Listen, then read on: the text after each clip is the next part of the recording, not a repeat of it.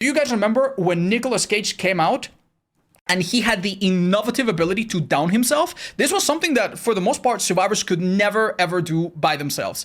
There were maybe some situations where you could bleed out to mending, but that was really, really rare. You could never go down controlled environment by yourself until this perk came out, this perk called Blood Twist, right? And when this perk came out, suddenly there were so many abusable scenarios.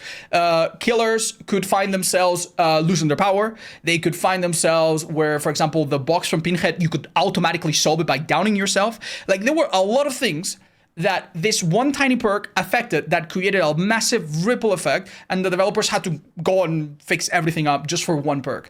Now, I'm not saying that this perk isn't fun. I actually quite like it, right? It's fun to have perks like that, but the developers at this point, they are struggling with so many bugs, with so many balancing issues, that I think reworking old perks and creating new perks to have this sort of effect is a nightmare.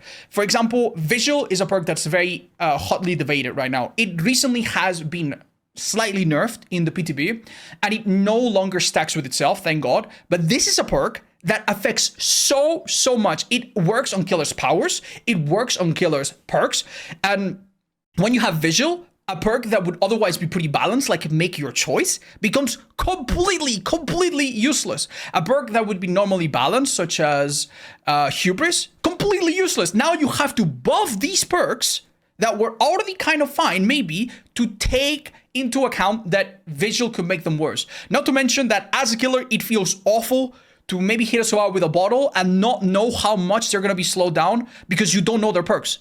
If they have Visual, or if there was a teammate near them a few seconds ago with Visual, their effects is going to be shorter, and you have no idea how it's going to be until maybe you see it happen right in front of your face. So they really should cut back on these perks that affect other perks, unless they are in an incredibly controlled environment and they really know, unless it's just a few targeting things that are really accurate and limited. They really should not make perks that affect absolutely everything else in the game. So far, the record with this type of perk is not good, and again, it's just making their job a lot harder.